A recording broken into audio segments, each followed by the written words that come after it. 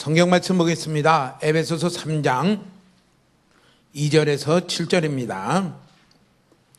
에베소서 3장 2절에서 7절 말씀을 보겠습니다. 제가 읽겠습니다. 너희를 위하여 내게 주신 하나님의 그 은혜의 경륜을 너희가 들었을 터이라. 곧 계시로 내게 비밀을 알게 하신 것은 내가 먼저 간단히 기록한 것 같으니 그것을 읽으면 내가 그리스도의 비밀을 깨달은 것을 너희가 알 수 있으리라. 이제 그의 거룩한 사도들과 선지자들에게 성령으로 나타내신 것 같이 다른 세대에서는 사람의 아들들에게 알리지 아니하셨으니 이는 이방인들이 복음으로 말미암아 그리스도 예수 안에서 함께 상속자가 되고 함께 지체가 되고 함께 약속에 참여하는 자가 됨이라. 이 복음을 위하여 그의 능력이 역사하시는 대로 내게 주신 하나님의 은혜의 선물을 따라 내가 일꾼이 되었노라. 아멘. 예. 우리 성경이란 건 참 그냥 주르륵 읽으면은 끝나고 나서 뭘 읽었는지 잘 모를 때가 많아요. 그래서 읽을 때는 이렇게 찬찬히 또 보고 해야 돼요. 이런 것도 참 좋아요. 따로 이렇게 공책에 써가면서요. 거기다가 밑줄도 긋고 화살표도 긋고 해가면서 하면은 성경이 이걸 말을 하는구나. 성경은요, 이 성경은 모든 사람에게 알 수 있도록 했어요.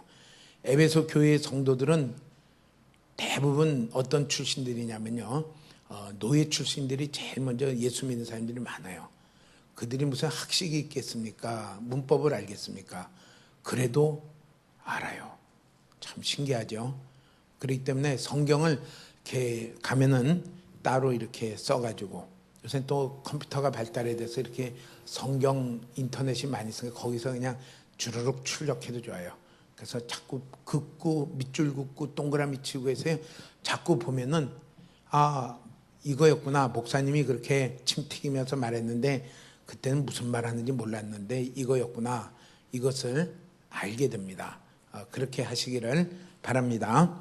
1절에는 그리스도 예수의 일로 너희 이방을 위하여 갇힌 자 된 바울이다 이렇게 말씀을 했어요. 감옥 안에서 지금 편지를 써요. 편지 쓰는 이유는 에베소 교회 성도들이 혹시 사도 바울이 감옥에 갇힌 일로 인해서, 감옥에 갇혔다는 것은 사도행전에 보면은 왜 갇혔는지를 알아요. 이방에 복음을 전하고 할례가 필요 없다는 걸로 인해서 예루살렘에서 소동이 일어나 가지고요, 이 죽이려고 했을 때 거기에 천부장이 그를 이렇게 보호하는 겸 잡아둡니다. 그리고 유대인들이 고발을 했을 때 하나님 그 성령의 인도를 따라 사도 바울이 뭐라고 했냐면, 나는 로마 황제인 가이사에게 가서 재판을 받겠다. 카이저죠, 시저죠. 내가 그 앞에 가서 재판을 받겠다 해서요. 그래서 로마로 죄수된 몸으로 가 있는 그런 상태예요. 그런 상태에서 에베소 교회 성도들이 들을 때, 그 복음도 열심히 전하고 이랬는데 그 감옥에 갇힌다면 좋아할까요, 안 좋아할까요? 감옥에 갇히는 거 좋아하세요, 안 좋아하세요? 다 싫어하죠. 예, 다 싫어하죠. 예. 그러니까 혹시라도 마음이 상하고 낙심이 되고 이게 열심히 믿으면 나도 감옥 가는 거 아닌가, 이래가지고 이렇게 건성으로 표면적으로만 믿고 이렇게 낙심이 될까 싶어가지고 거기다 편지를 써요. 이렇게 갇히게 된 것은 그리스도 예수로 말미암아 내가 갇히게 된 거고, 예수 그리스도의 복음이죠. 왜 그러냐면 이제는 번제를 드릴 필요도 없고 할례를 드릴 필요도 없고 십자가에서 죽으신 예수 그리스도를 믿음으로 내가 죄를 다 용서받고 내가 하나님의 자녀 된다. 그러니까 그 앞에 원래 구약에 있던 유대인들하고요, 엄청난 마찰이 있었습니다. 창세기에 보면은 할례를 받으라 그러고요, 할례를 받지 않으면은 끊어진다 이러고요, 이랬는데 할례를 안 받아도 하나님의 백성이 되고 자녀가 된다니, 이래가지고요 엄청나게 박해를 받고, 심지어는 어떻게 했어요? 결사대가 있어가지고 바울을 안 죽이면 내 밥을 안 먹겠다, 이런 결사대들까지 형성될 만큼 그랬어요. 그런데 하나님이 뜻하지 마서 로마로 가서 이제 로마에 가서 복음을 전하라. 로마는 그 당시에 세계의 최고 중심지입니다. 로마로 가는 방법이 죄수의 몸으로 가 있어요. 이거는 그리스도 예수의 일로 갇힐 수 있다는 것은 너무 큰 영광이다. 내가 그리스도 예수의 일로 고난을 받을 수 있다는 것은 이건 너무 큰 특권이다. 그것을 알려주려고 썼어요. 대한민국 대표 선수로 며칠 있으면 평창 올림픽이 있는데 대한민국 대표 선수로 태극 마크를 달고 내가 올림픽에 나갈 수 있다는 것은 뭐예요? 영광이죠. 영광이죠. 나가서 메달을 못 따도 나가는 것 자체만 해도 영광이죠. 그 훈련하는 게 쉬울까요? 어려울까요? 엄청나게 힘들 겁니다. 엄청나게. 그러니까 연습하다가 부러지기도 하고, 그래도 그 고된 훈련을 받는 것은 내가 대한민국 국가를 대표해서 이렇게 간다는 것은 말할 수 없는 영광이다. 사도 바울에게 있는 것은 그거예요.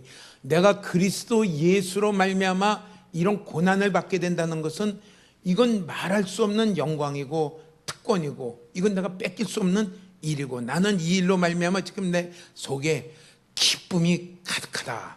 그러면서 에베소 교회야, 너희들도 이것을 바르게 깨닫고 기쁨이 넘치기를 내가 원한다 하면서 썼어요. 우리가 그런 사람이 되기를 축복합니다. 우리가 잘못 믿으면요, 예수 믿어서 뭔가 수지 맞기를 원해요. 수지 맞는다는 건 세상에서 잘 되기를 원하는 목적으로 예수를, 목적이 그렇게 되어 있어요. 물론 시작은 그렇게 될 수가 있어요. 시작은 그렇게 될 수가 있어요. 저희 집안에 보면, 이렇게 보면 그래. 딸 낳다가 옛날에 아들을 낳았는데 이 아들이 열이 나고 뭐 그냥 급하네요. 그러니까 이전에는 예수 믿으면 막 물을 뿌리던 양반이 주변 사람이 이제 교회 가봐. 열이 나니까 그 귀한 딸 셋 위에 아들이 하나 낳았는데 이게 열이 나서 지금 꼴랑꼴랑하니까 가봐. 그렇게 해서 해가지고요, 그 예수를 믿게 돼가지고 그분이 시골에서 교회를 세웠는데 그 교회에서 목사만 해도 한 10명이 나온 것 같아요. 참 많은 일을 했어요. 귀한 일을 했어요. 예. 그래요. 그러니까 동기는 여러 가지 동기가 있지만은 끝까지 목적이 세상이 목적이라면은 그거는 잘못 믿는 거예요. 목적은 우리가 그리스도 예수가 목적이 되고, 여기에 그것을 얘기를 해요. 우리가 그런 우리가 되는 성숙한 그리스도인 되기를 축복합니다. 그리스도로 말미암아 내가 고난받을 수 있는 기회가 있다니, 그리스도로 말미암아 내가 손해볼 수 있는 기회가 있다니, 이게 영광이고요, 이게 특권이고요, 이게 기쁨인 것이 올바로 믿는 자세입니다. 자세요.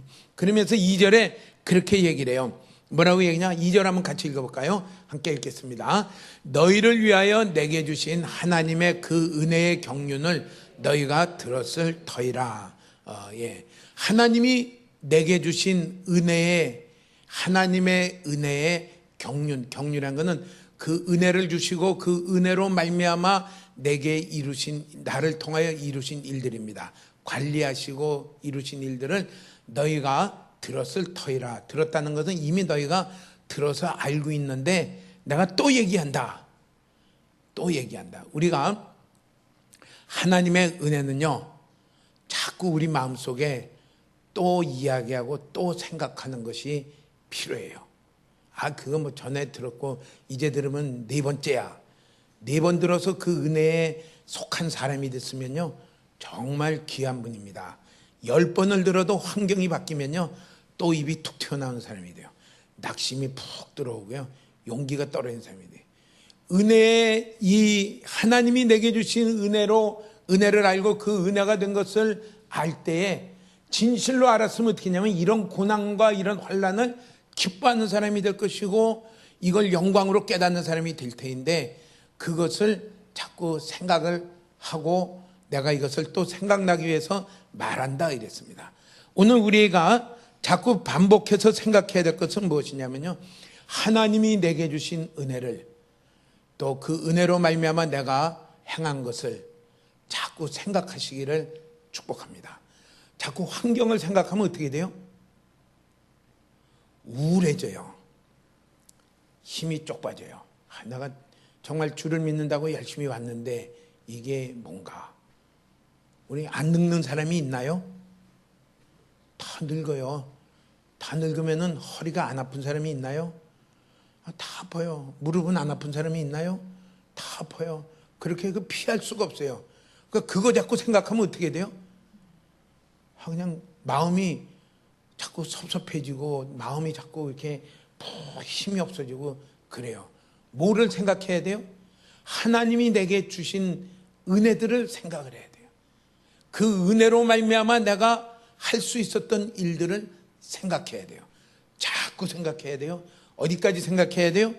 그래서 그 은혜로 말미암아 지금 보이는 어려움들이 보이지 않고 그게 기쁨이 되도록 보일 때까지 자꾸 생각하셔야 돼요. 그래서 너희들이 이미 그것을 들었지만은 내가 지금 또 말한다. 그 은혜의 경륜을 또 말한다. 그렇게 말을 합니다. 오늘 우리에게 그런 연습이 자꾸 있기를 축복합니다. 그러면서 그 은혜가 무엇이냐? 하나님의 은혜가 무엇이라는 것을 3절에 가면은 이렇게 얘기합니다. 3절 한번 볼까요? 같이 읽겠습니다. 곧 계시로 내게 비밀을 알게 하신 것은 내가 먼저 간단히 기록한 것 같으니, 은혜를, 하나님이 내게 은혜를 주셨다는 것을 사도 바울은 뭘로 은혜라고 생각을 했냐면요, 하나님이 계시하셔서 내게 비밀을 알게 하신 것이 내게 은혜를 주신 것이다, 이렇게 말씀을 했습니다. 은혜에 대한 생각을 싹 바꾸시기를 축복합니다. 우리 은혜는 우리가 참 세상에 이렇게 있다 보니까 뭐예요? 눈에 보이는 것, 좋은 거, 세상에서 볼 때 참 잘됐다고 하는 것을 우리는 전부 은혜라고 생각하기가 쉽습니다. 근데 사도 바울은 그거는 생각을 안 했어요. 사도 바울이 은혜라고 생각한 건 뭐냐면요, 하나님이 계시하셔서 내가 비밀을 알게 된 것이 그게 은혜다, 이렇게 말을 했습니다. 계시라고 하는 말은 뭐냐면요, 열어 보인다는 얘기예요. 성경을 이렇게 듣고 읽었을 때요, 하나님이 우리 가운데 열어주시지 않으면은 알 사람이 아무도 없어요. 알 사람이 아무도 없어요. 내가 박사학위가 몇 개인데 그래도 알 사람이 없어요. 저희 미생물학 때 이렇게 공부했을 때 가르치신 외부 강사님이 아주 유명하신 분이에요. 아주 유명하신데 그분이 미생물학 박사학원 논문은 모기를 연구해서 모기 박사입니다. 모기 박사. 바이러스 박사예요. 그래서 뒤에는 유명한 한탄 바이러스라고 해서 유행성 출혈열의 그 균을 발견하신 분인데, 근데 그분이 이 그리스도로 말미암은 구원의 비밀을 알겠어요? 모기에 대해서는 박식할지 몰라도 사람에 대해서는 알 수가 없어요.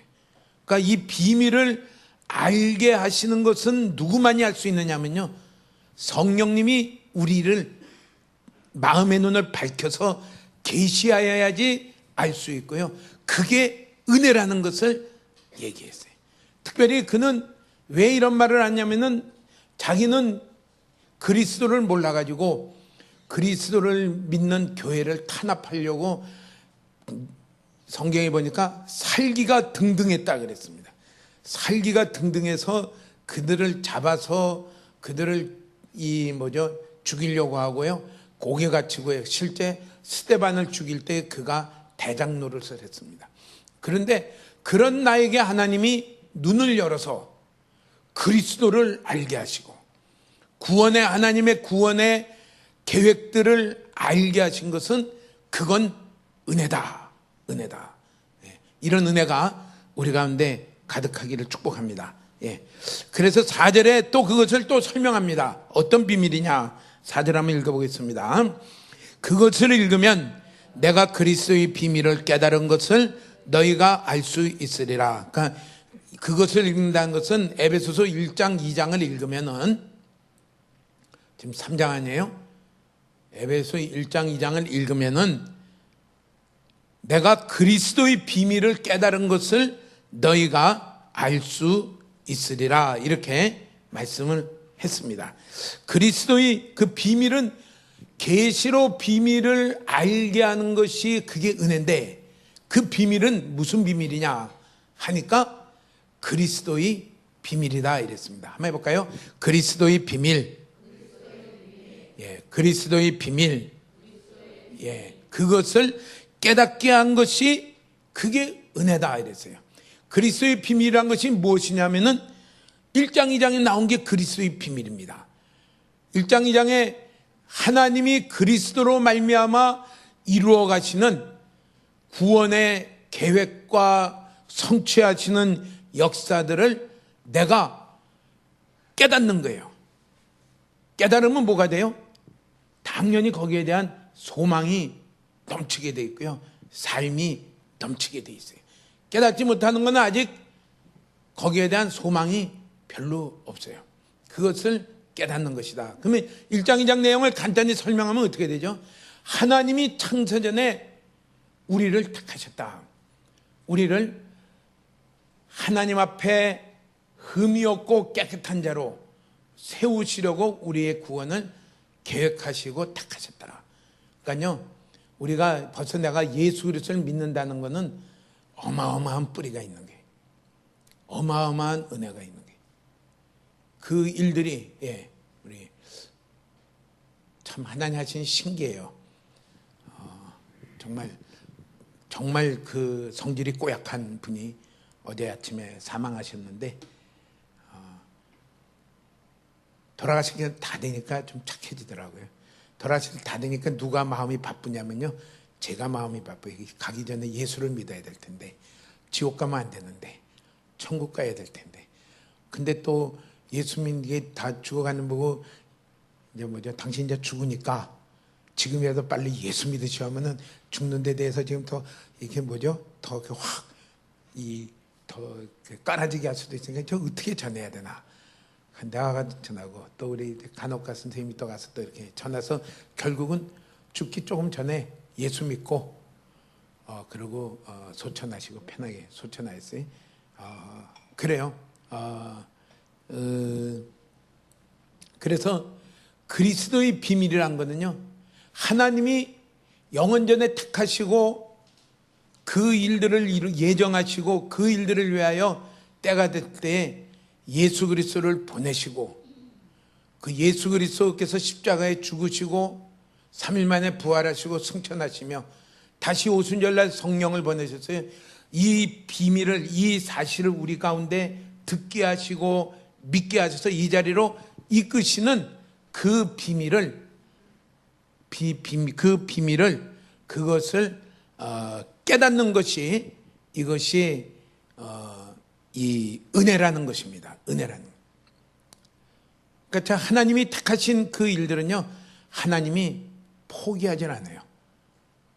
어떤 방법으로든지 복음을 듣게 하시고 그리로 오게 하세요. 예. 그래서 5절에는 이렇게 말씀을 했어요. 5절에는 같이 한번 읽어보겠습니다.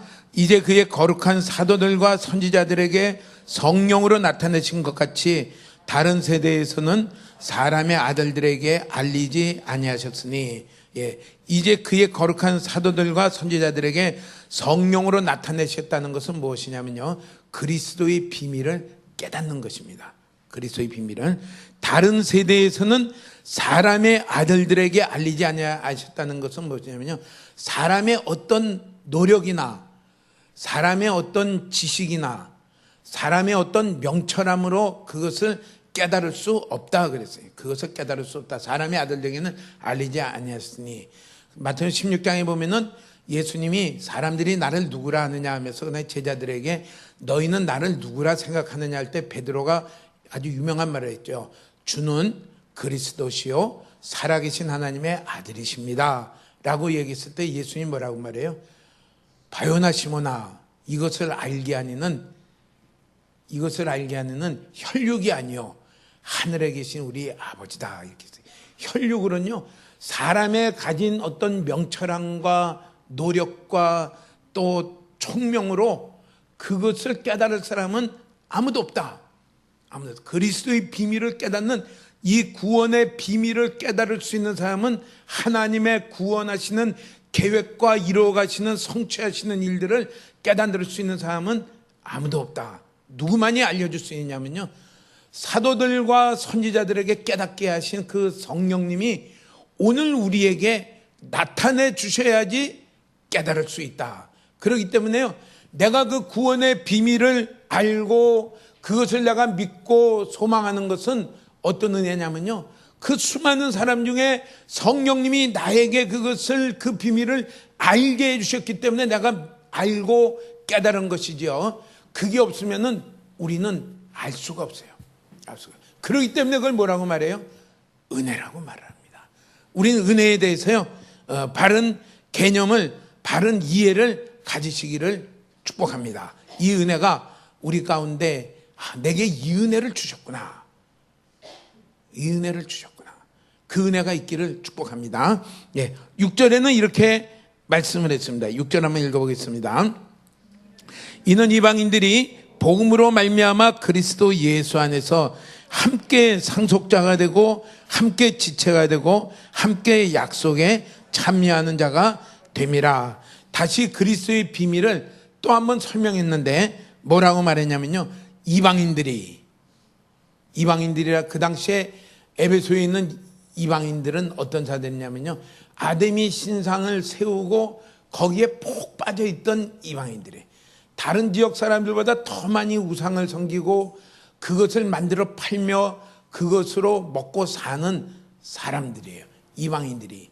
전에 우리 아주 오래전 주일학생 하나 이렇게 전도를 해서 했는데, 그 아버지가 그러니까 이 장애인이에요.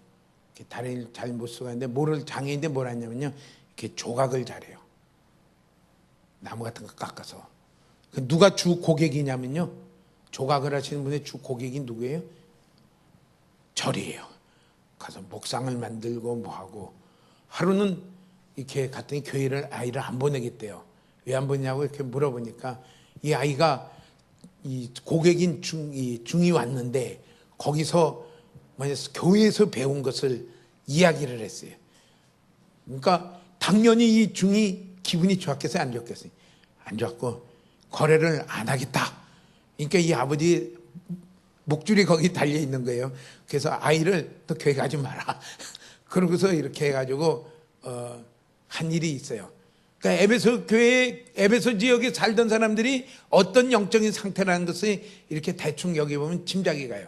그들이 아데미 신상을 섬기고 아데미 모든 신상들이 말하시나 풍요회를 달라고 하는 신상이기 때문에 굉장히 성적으로 타락한 지역이, 타락하고 모든 사람들이 그거 만들어 가지고 팔고 기념품 팔고 만들어서 살아가기 때문에 완전히 거기에 우상에 푹 젖은 그런, 도저히 이들이 하나님의 백성이 되고 이들이 하나님의 약속 안에 있고 이들이 하나님 나라에 갈 소망을 가지고 이들이 교회를 이룬다는 것은 생각도 상상도 못할 그 일인데, 하나님이 이방인인 너희들에게 복음으로 말미암아 그리스도 예수 안에서 함께 상속자가 되고 함께 지체가 되고 함께 약속에 참여하는 자로 만든 것이, 그게 뭐냐?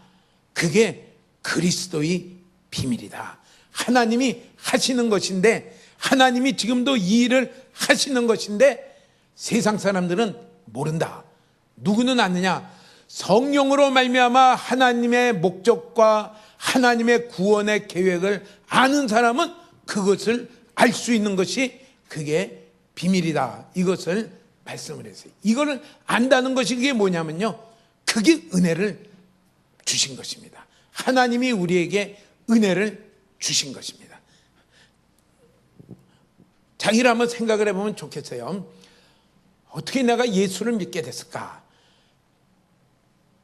다 하나님이 우리에게 말씀을, 복음을 듣게 하고, 복음은 주체가 누구냐면요, 십자가에 달리신 예수 그리스도십니다. 왜 십자가에 달리셨냐면요, 우리 죄를 대신 지고 십자가에서 죽으시고 장사 지낸 바 되었다가 3일 만에 부활하신 그 예수님이 계시는 것과 이 예수님을 믿을 때 우리는 모든 죄가 용서받고 우리는 하나님의 백성이 되고 예수 그리스도와 함께 살림을 받고 예수 그리스도와 함께 일으키심을 받고 예수 그리스도와 함께 하늘에 올라가는 그 일이 이루어진 것이 그게 복음입니다. 내가 복음을 들을 때 어떤 사람이냐면요, 둘로 나눠져요. 믿는 사람이 되든지 안 믿는 사람이 되든지. 복음을 듣지 않을 때는 다 안 믿는 사람이었지만은 복음을 들을 때 믿고 또 믿음으로 말미암아 그 사람의 삶이 바뀌어지게 되어 있습니다. 그걸 같이 뭐냐면 그리스도 예수 안에서 이렇게 있어요. 한번 해볼까요? 그리스도 예수 안에서. 복음을 듣고 보니까 뭐냐면요, 이제까지 내가 산 생활이 전부 죄투성이구나. 이건 전부 하나님께 진노거리구나. 이런 나를 하나님이 사랑하셔서 영원전에 택하시고 때가 참에 예수 그리스도를 보내셔서 하나님의 아들이신 예수님이 내 죄를 대신하여 십자가에서 죽으시고 다시 부활하시고 성령께서 그 예수 그리스도의 십자가에 이루신 그 공로를 성령님께서 우리 가운데 역사하셔서 그것을 믿게 하고 그렇게 효력이 있도록 나타낸 그것을 믿는 사람마다 어떤 사람으로 살게 돼 있느냐면요, 그리스도 예수 안에서 살게 돼 있어요. 다시 말하면 저는 세 가지로 살아요. 이제까지 내 마음대로 산 것이 죄구나. 이제는 내가 예수님의 길과 예수님을 따라 순종하는 자로 살아야 되겠다. 이게 뭐냐면요, 이게 예수 안에 사는 길이에요. 이제는 내 생각이란 건 결국 세상 생각이에요. 세상이 좋다는 식으로 살았던 그것을 다 버리고 그자는 십자가에 죽은 자가 되고 이제는 내가 예수님과 예수님의 말씀을 따라 순종하는 자가 되어야 되겠다. 그것을 잘 보여주는 것이 마태복음에 그런 말씀이 있어요. 너희들이 너희의 자녀나 너희의 친척만 사랑한다면 그게 뭐가 의냐? 그거는 저 세리들도 할 수 있는 일이다. 너희는 원수를 사랑하고 너희를 핍박하는 자를 위하여 기도하라. 그게요, 예수님의 말씀을 따라 사는 삶이에요. 이제 예수 복음으로 말미암아 믿는 자에게 나타나야 될, 내가 정말 믿었다 그러면은 어떤 것으로 나타내냐면요, 그리스도 예수 안에서 사는 삶으로 나타나는 것이요, 복음을 믿는 것입니다. 또 복음을 믿는다는 건 뭐예요?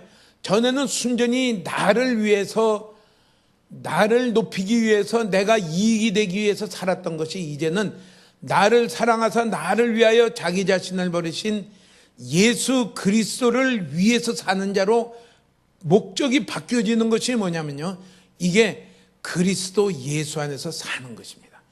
나를 위해서 살려는 건 잠깐 중지하고, 이게 예수님이 기뻐하실까 생각하며 사는 것이요, 이 그리스도 예수 안에서 사는 거예요. 또 그리스도 예수 안에서 산다는 것은 전에는 순전히 내 노력으로, 내 힘으로, 내 모든 그 방법으로 살던 자가 이제는 조그만 거 하나라도 예수님을 의지하며 예수님께 은혜를 구하며 사는 것이, 그게 예수님 안에서 사는 것입니다. 예수님 안에서. 그걸 잘 보여주는 게 누구냐면요, 그게 베드로입니다. 베드로가 이전에는 뭐라고 말했어요? 모든 사람이 다 예수님을 십자가에 못 박히기 전에 다 떠날지라도 저는 절대로 안 떠납니다. 저는 생사를 선생님 예수님과 같이 하겠습니다. 하우세요. 칼을 준비해가지고 그렇게 했어요. 그러다가 예수님 잡힌 다음에 어떠냐, 3번을 부인을 했습니다. 너도 저 예수와 한 패지할 때 아니요 하고 부인을 했어요. 그 다음에 다시 예수님이 그를 실망한 그를 찾아와서 내가 나를 사랑하느냐고 3번을 물을 때 그는 답변을 합니다. 제가 예수님을 사랑하는 것을 주님이 아십니다. 제가 사랑하지만은 제 힘으로는 사랑하는 자로 살 힘이 없습니다. 은혜가 필요한 사람입니다. 그때 예수님이 뭐라고 말해요?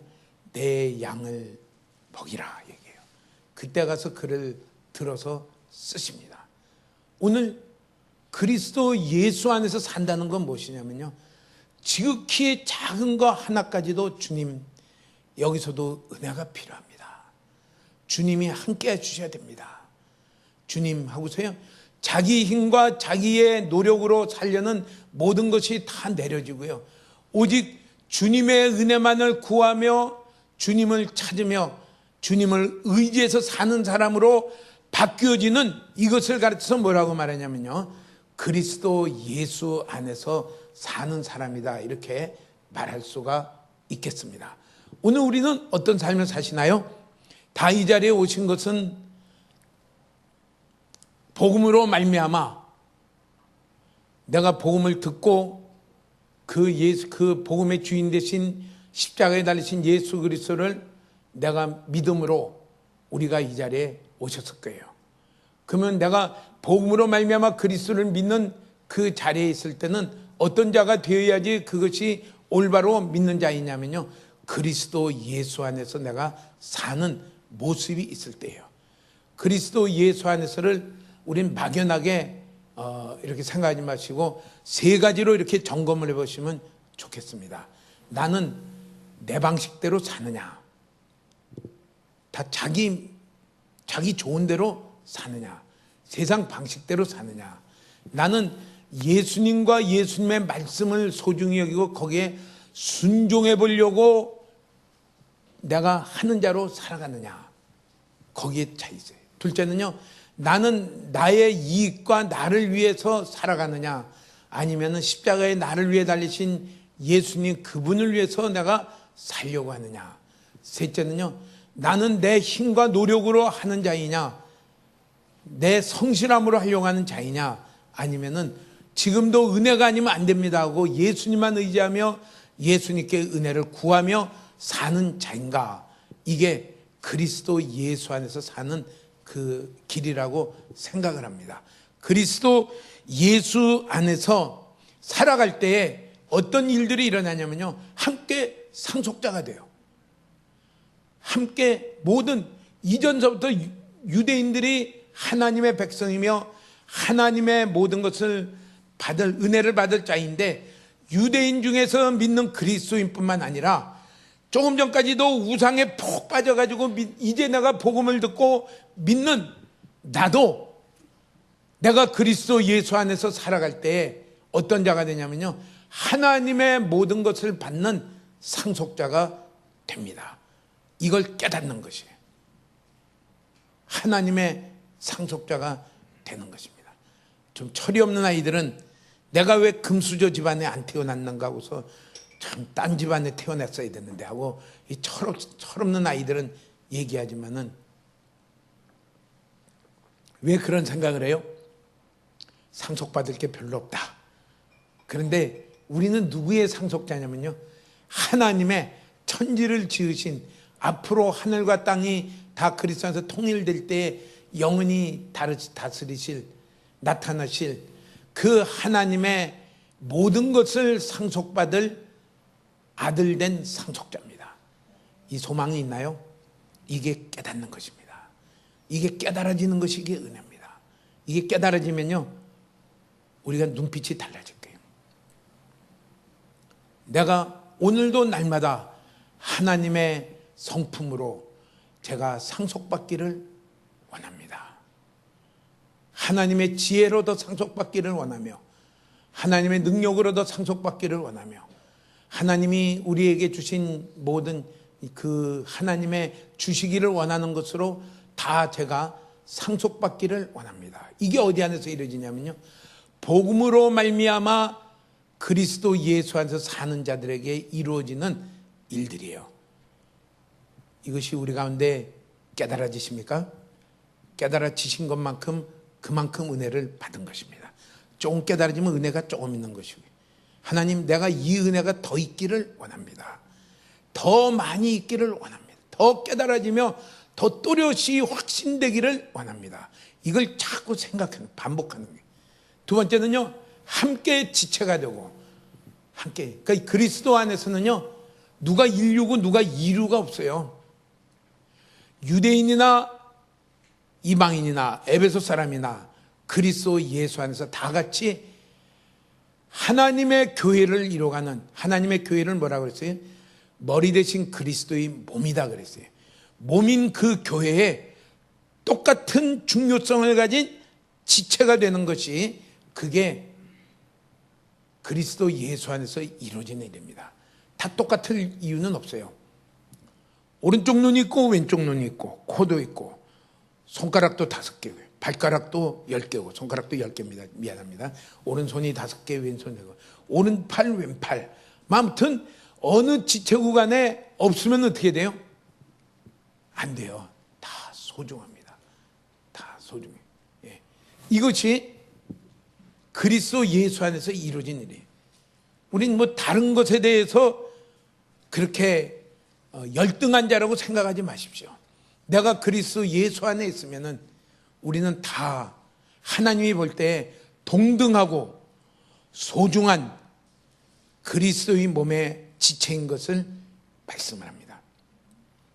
미국에서 핵심부에서 일하시는 그리스도인이나 서울에서 아무튼 선교본부에서 일하시는 그리스도인이나 부산에서 함께 그리스도 예수 안에서 신실하게 살아가는 분이나 하나님이 볼 때는 어떻게 돼요?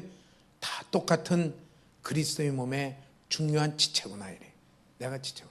세 번째는 뭐라고 말했냐면요, 함께 하나님의 약속에 참여하는 자가 된다 이랬습니다. 함께 하나님의 약속이 누구의 약속이냐면요, 내게 주신 약속입니다. 하나님의 약속이 내게 주신 약속으로 우리가 참여하는 자가 되는 것이 어디에서 이루어지는 일이냐면요, 그리스도 예수 안에서 이루어지는 일입니다. 복음을 우리가 제대로 받았으면은 당연히 우리의 삶이 어떤 삶으로 살아가게 되어 있냐면요, 그리스도 예수 안에서 사는 삶으로 살아가게 되어 있습니다. 복음을 잘못 이해하면 어떻게 돼요? 내가 주일날 교회 왔으니까 그리스도 예수 안에서 사는 삶이다. 그건 달라요. 복음을 바로 이해했다는 말은 뭐냐, 내가 에베소 2장에 있는 대로요, 내가 철저한 죄인이었고요, 내게는 선한 것이 전혀 없고요, 내게는 참 하나님의 진노거리밖에 없다는 자기인 것을 깨달으며 그리스도와 함께 나를 살리시고 그리스도와 함께 나를 일으키시고 그리스도와 함께 하늘에 앉히시는 것이 이게 복음이니까 뭐예요? 이제는 내가 자랑할 것도 없고 내가 내 방법대로 살 것도 없고 이것이 전부 죄인 것을 알고 이제는 어떻게 됩니까? 내가 그리스도만을 따라가기를 소망하고 예수님 안에 내가 있으며 예수님께 순종함으로 예수님 안에 있기만을 소망하고 오직 예수님만 위해서 살며 예수님만 의지해서 사는 자로 살아가려는 자로요, 우리는 차츰차츰 바뀌어져야 되고 그 안에서 사는 것이 점점 더 자라가게 되고 성장하게 되고, 전에는 10분만 그렇게 살았는데 이제는 1시간을 그렇게 살고 그 다음에는 이런 사건을 만나도 살고 저런 사건을 만나도 갈수록 성장해가는 그 일들이 복음으로 말미암아 그리스도 예수 안에서 살아가는 일입니다. 이렇게 될 때 자연적으로 이루어지는 것은 무엇이냐면요, 하나님의 영광의 성품으로 우리가 상속받습니다. 상속받아요. 하나님의 성품은 하나하나가 다 영광인데요, 그 영광의 성품으로 우리가 다 상속받습니다. 하나님의 나라를 하는데 다 같이 쓰임받는 지체가 됩니다. 하나님의 약속이 우리 가운데 실제가 되는 역사들이 일어나게 됩니다. 이게 자기 안에 깨달아지고 이게 보여지니까 내가 이대로 살기를 소망하고 내가 어떻게 되든지 간에 나는 이것을 놓칠 수가 없습니다 하고서요, 이렇게 살아가는, 이렇게 깨달아지는 이것이 무엇이냐면요, 은혜를 받은 증거입니다. 이런 은혜가 우리 가운데 많아지기를 축복합니다. 이 은혜를 제가 사모합니다. 은혜 주신 것을 감사하고 하나님 더 은혜 주시기를 더 원합니다. 우리가 사실 사도 바울이 뭐가 뭐가 부족한 게 있어서 오만 욕을 얻어 먹어가면서 고린도후서에 보면은 매도 맞고 가다가 보면 강물에 빠지기도 하고 뭐 이러기도 하고 돌을 맞기도 하고 그것도 한 번만이 아니라 여러 차례 만나고 그러면서 왜 전하러 가겠습니까? 이게 보이니까 그래요. 이게 보이니까 누가 말할 것도 없고 그리스도의 사랑이 나를 강권하시는도다. 주님이 말씀하시면은 제가 순종해서 가겠습니다. 안디옥에서 교회가 막 많아지고 부흥이 되고 있는 그때에 성령님이 바울과 바나바를 따로 세우라 하면서 이들을 할 일이 있다고 해서 보낼 때요. 이만하면 됐는데 하고서 거절하지 아니하고요. 거기에 따라 나서는 것이요. 그게 그 길이에요. 우리 이 소망이 있는 멋진 그리스도인 되길 축복합니다. 어떤 것도 흔들지 못하는 그리스도인 되길 축복합니다. 그러면서 7절에는 이렇게 말씀을 했습니다.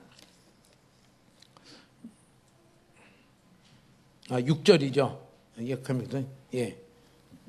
7절이요. 같이 한번 읽겠습니다. 이 복음을 위하여 그의 능력이 역사하시는 대로 내게 주신 하나님의 은혜의 선물을 따라 내가 일꾼이 되었노라. 두 번째 사도 바울이 말하는 은혜는 무엇이냐? 첫 번째 은혜는 하나님이 계시하셔서 성령님이 계시하셔서 그리스도의 비밀을 깨닫게 하시고 그리스도 예수 안에 있는 함께 상속자가 되고 함께 지체가 되고 함께 약속에 참여하는 자가 되는 이 비밀을 깨닫고 여기에 기쁨과 소망으로 기쁨으로 내가 그리스도 예수 안에 살려고 하는 열정이 넘치는 이것이 첫 번째 은혜라고 하면 두 번째 은혜는 뭐냐면요. 그의 하나님의 은혜의 선물을 따라 내가 일꾼이 되었노라. 일꾼이 섬기는 하나님의 일에 하나님의 이 복음의 이 일에 섬기는 자가 된 것이 그건 말하기를 뭐라 하냐면요. 은혜다 이랬어요. 이 은혜가 내게 넘쳤다. 이 은혜가 넘쳤다. 그러면서 그렇게 말을 해요. 이 복음을 위하여 그의 능력이 역사하시는 대로 내게 주신 하나님의 은혜의 선물을 따라 내가 일꾼이 되었노라. 이 일꾼이 되는 데는 하나님이 뭐 했냐면요. 능력을 주셨다 그랬어요. 하나님의 그리스도의 비밀을 더 깨닫게 하시고 이것을 전할 수 있는 깨달음과 능력을 주시고 이렇게 전할 때에 그들에게 믿음으로 전달되어지는 능력을 주시고 그들이 믿는 역사들이 일어나게 하여 주시고 거기에 따르는 에베소 지역만 해도 믿는 자에게 일어나는 예수 그리스도의 이름으로 일어나는 희한한 능력이 나타난 것이 그게 에베소 교회에 일어났던 일입니다. 그의 능력이 역사하시는 대로 내게 주신 하나님의 은혜에 따라 내가 일꾼이 되었노라. 일꾼은 편한가요? 힘든가요? 힘들어요. 수고해야 되나요? 그냥 깔고 앉아있으면 되나요? 수고해야 돼요. 땀 흘려 수고해야 되고요. 수고하면 어떻게 돼요? 좀 수고해 보시면 어떻게 되나요? 예, 땀이 나죠. 예, 땀도 나죠. 예. 또 어떻게 돼요? 허리도 아파요. 몸살도 날 수도 있어요. 나 다른 할 일이 있는데 다른 할 일을 못하고 그거는 또 제껴놓고 내가 막 섬길 때도 있어요. 그런데 그렇게 일꾼으로 섬길 수 있도록 하나님이 내게 능력을 주신 거에 대해서 그는 뭐예요? 은혜다. 은혜다. 이런 은혜가 가득하게 충만합니다. 그냥 얌전하게 교회만 왔다 갔다 하시는 분 되지 마십시오. 주여, 이 복음을 위하여 제가 섬길 자리가 어디에 있습니까? 이 복음을 위하여 제가 할 일이 무엇이 있습니까? 그 열정, 그 일, 그게 뭐냐면요. 하나님이 내게 은혜를 주셨다는 증거예요. 그 은혜를 주셨어요. 이걸 생각하니까 지금 뭐예요? 감옥에 있는 것이 다 잊어버렸어요. 하나님, 어떻게 제가 그렇게 잔인하게 박해하던 저를 하나님이 복음으로 저를 만나시고 부르셔서 이제는 그 비밀을 깨닫게 하시고 이 일을 위하여 내가 일꾼이 되는 그 자리까지 오게 되었습니까? 이 일을 위하여 내가 감옥에 갇히는 자리까지 가게 되었습니까? 더 나아가면 디모데후서에 가면은 이 일을 위하여 자기가 목배임을 받는 죽는 순교의 자리까지 가게 된 것을 가르쳐서 뭐라 하냐면 이제 내 앞에 의의 면류관이 기다리고 있다면서 너무 기뻐하며 그 자리를 달려가는 자가 되었습니까? 이거는 은혜입니다. 그런 은혜가 있기를 축복합니다. 우리 모든 사람이 다 편한 것을 좋아해요. 다 편한 걸 좋아하고 나는 좀 다른 사람에 대해서 덜 수고하기를 원하고 나는 다 이렇게 좀 쉬기를 원하지만은 하나님 그 은혜가 내게 부어져서 제가 다른 사람보다 더 많이 수고하고 더 많이 애를 쓰고 더 많이 충성하고 더 많이 진실되게 하여도 그렇게 하고 능력이 역사하시면 거기에 대한 많은 열매가 일어나는 이 모든 것들이 은혜입니다. 이게 은혜인 줄 알고 기뻐하는 것이요. 그게 고린도서 15장 10절에 바울이 고백한 것이에요. 나의 나된 것은 전부 다 하나님의 은혜였습니다. 제가 그 은혜가 옴으로 말미암아 다른 어떤 사도들보다 더 열심히 했고 더 충성하였고 더 많은 열매를 거두게 된 모든 것이 내 자원으로 된 것이 아니라 전적으로 하나님의 은혜로 되었습니다. 이것을 생각할 때요, 그 마음 안에 뭐가 있냐면요, 자기에게 만난 지금의 일들이 슬픈 일이 아니었어요. 은혜가 가득함으로 말미암아 하나님, 제가 이 자리까지 오게 되었습니다. 하나님, 앞으로도 이 일들을 끝까지 갈 동안 은혜를 더 주시옵소서. 은혜를 사모하는 그 사람이 되었습니다. 여기에 핵심은 뭐냐면요, 그리스도의 비밀. 복음으로 말미암아 이방인들이, 우리 다 이방인 아니었어요? 다 우상 섬기고 다 그런 사람 아니었어요? 저는 아직 기억이 나요. 제가 아주 꼬마일 때 저희 친할머니, 저희 집이 이제 뭐냐면 종손, 그러니까 저희 할머니랑 종손이랑 형제가 아니에요. 저희 할아버지랑 종손이 형제가 아니에요. 저희 할아버지가 동생이니까 그 종손이니까 얼마나 그래요. 하고 나를 데리고 어딘가 갔는데 뭐 울긋불긋한 그림이 있고 막 하고, 거기가 어딘지 난 잘 모르겠지만 아무튼 제가 한번 시골에 한번 갔더니 가가지고 아무튼 뭐 아주 어릴 때 기억인데 울긋불긋하게 막 그림이 많이 있는 대로 지금 생각하면은 거기가 어딘가 아마 절이든지 아니면 어디든지 무슨 이든지 그래요. 그러던 분이 다 우리가 다 그 가운데서 태어나고 그러던 분이, 그분도 소천하기 전에는 예수 믿고 다 그래요. 우리가 다 이방인과 같이 하나님도 모르고 제멋대로 살고 자기 좋은 대로 살고 자기 위해서 살고 그렇게 살던 우리들을 복음을 듣게 하시고 십자가에 달리신 예수 그리스도의 소식을 듣게 하시고 우리가 죄인이었다는 것을 깨닫게 하시고 우리가 멸망 가운데 갈 수밖에 없는 우리인 것을 알게 하시고, 그런데 하나님이 우리를 사랑하셔서 그 많은 분들이 예수 그리스도를 보내서 그 예수님이 십자가에서 내 대신 죽으심으로 말미암아 그리스도를 믿음으로 내가 구원받고 살림을 받고 하나님 나라가 나의 갈 자리가 되고 고향이 되고 하나님의 자녀된 것을 알게 하시고, 이제 그것을 믿음으로 말미암아 내 삶이 그리스도 예수 안에 사는 삶으로 전환되면서 하나님의 함께 상속자가 되며 지체가 되며 함께 약속에 참여하는 자로 만드시는 그 비밀을 내게 깨닫게 해주시는 것이 하나님이 내게 은혜를 주시는 것입니다. 그 은혜가 하나님 내게 더 부어지기를 원합니다. 이미 주신 은혜를 감사하고요, 더 부어주시기를 원합니다. 사모하는 간절함이 있기를 축복합니다. 주님, 제가 원하는 것은 세상이 부유해지고 자녀들이 잘 되고 또 참 모든 게 잘 되고 그거 다 은혜지만 그거는 하나님이 주시려는 은혜 하면요, 그건 어떻게 보면 부스러기들이에요. 부스러기들이에요. 진짜 주시려는 은혜는 그것을 우리에게 이루려 하신 것입니다. 그것을 점점 우리 가운데 깨닫게 하심으로 말미암아 내게 갈수록 그것이 소망이 되고 그것이 내게 이루어지기를 간절히 원함이 되고 실제적으로 내가 그리스도 예수 안에 사는 삶은 내가 억만금을 손해를 보더라도 난 그 삶을 뺏기지 않겠다.